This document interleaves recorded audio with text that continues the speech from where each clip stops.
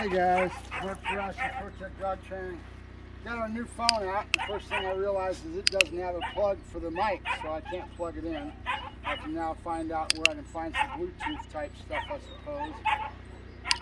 Technology never stops. So we got Demi out at 11, going on 11 and a half weeks old. They're doing a lot better. They got a good pattern set up. Now they're jumping on the table. They give you a sit when you ask for it.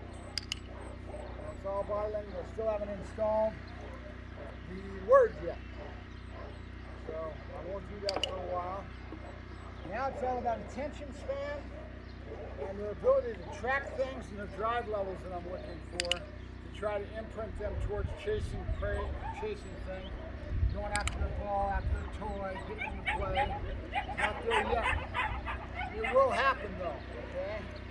So I'm not sure if you guys can hear me, but at least you can see me. And she's starting to now give me,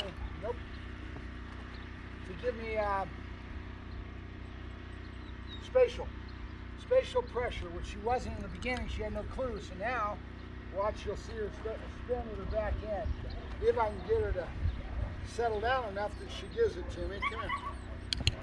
Yeah. And I'm going to use the excitement I got going on. Good girl, yay! Good girl, yay! Good girl. And this is all it is, little bites, little pieces of things, right? All this is. Good girl. Yeah. Good girl, yay! But just as little as this will make a difference, right? Because now when the attention span starts to get a little more stronger, she has more of an attention span. These imprints will be there when you've got them, want them to work with, right? So we want little baby steps, little tastes. We don't need much. We don't want to go to the side of boredom, right? We want to keep it on the high spot where she gets high on this stuff. Good girl, good. Good girl, good. Yay, good girl, yay. Good girl. Now I'm going to end it right there and not keep pushing it. We don't want to take the board. We want just little short little spurts so that the brain thinks of it as positive, and now we can keep layering that on, right? Keep building it, till pretty soon, as her maturity comes in more and more, she'll start getting more and more into that, and it'll become more solid. The biggest problem with most people trying to work puppies and to work dogs in general is patience. They don't realize you've got to break this stuff into small little pieces and very methodically build it. And have patience and wait for it. Sometimes it's not there, this drive in the beginning, and don't make a judgment on this dog. This drive is there when the baby's like this. The light comes on at different stages for different dogs. Every dog's different. Demi may be real faster than Dusty. We don't know yet. Yeah. Yeah. What we care about is consistency in our application of setting the lexicon, setting that verbal, right? Which means things like this. If I want her to sit and she keeps jumping on me and I say no and back away and just keep kind of waiting for her to realize what she's got to do, and she sits and I give her that click and a treat, she's going to figure it out with a little bit of time. But there's that patience that I'm talking about, right? You can't just push it. Even though you know what you want, she has no clue what you want, right? She also has drives and emotional state of mind in an animal. People don't realize that. That's why we say anticipatory drive. We're building up when we hold things away from her. We use this tools that we got in our toolbox and we build them. We put them into our lexicon. This is what happens when you do this. X and Y always adds up to Z, right? 2 and 2 always adds up to 4. It's always got to be the same philosophy, the same formula that adds up to the same answer for the dog. And that's how you build, because now if she does one thing, trying to jump on me, and I say no, and I just kind of back away from her, and I wait for her to sit, and I give her that click treat, right away she's going to start figuring out that 2 and 2 adds up to 4. Every time I sit, he gives me a reward, right? Every time I don't do what I'm supposed to do, he just ignores me, says no, and all of a sudden, then when I do the right thing, I get my reward. So again, 2 and 2 always adds up to 4. That's the key. And breaking those down, this will give me what I need later. Yeah, nope. I don't want her on the back feet on that bowl. She's doing it on her own. Nope. She was flowing so well with us yesterday. Yeah. time her 2 feet are on the back ground, I'm going to say click treat.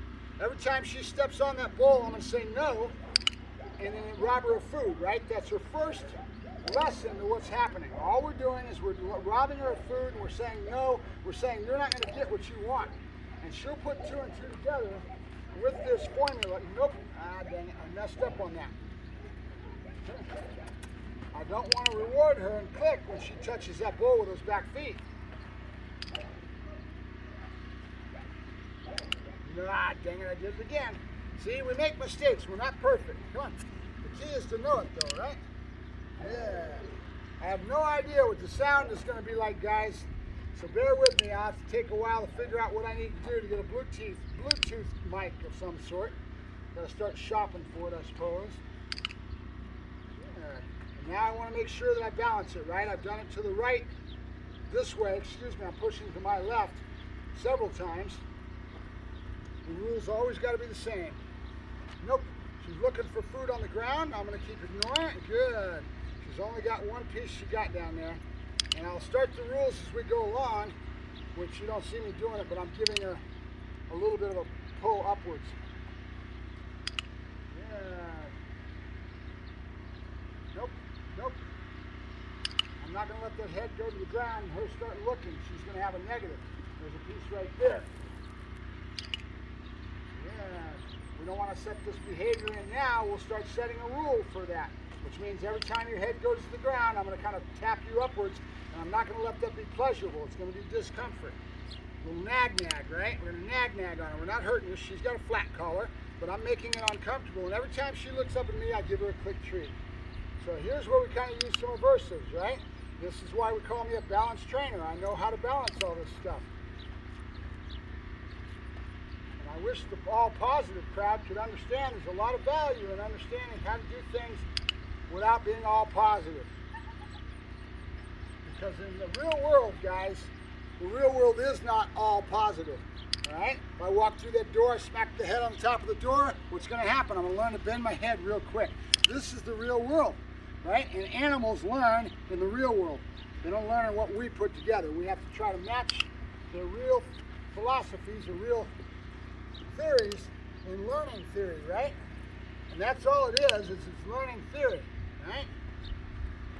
And if you get on YouTube, you want to understand this as far as the science, that's all you got to do, study. Learning theory, go to YouTube, start studying classical conditioning, operant conditioning, start getting a better understanding of it, and then when you go in and start working with a professional trainer to learn how to train, you're going to have a lot better leg up because you're going to grasp it a lot sooner, a lot faster, right?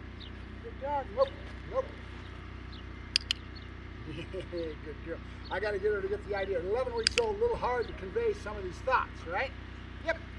Good dog. There you go. Good girl. Good. There you go. Good girl. Good.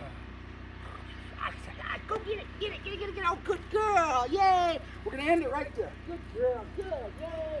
Good girl. Yay. Good girl. That's a good girl. That's good. Yay. Good girl.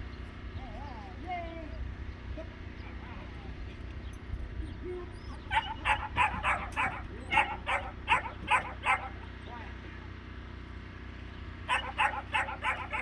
Alright guys, that was Demi. We're going to end our session with Dusty. So Dusty's next. I want to come back and watch this though.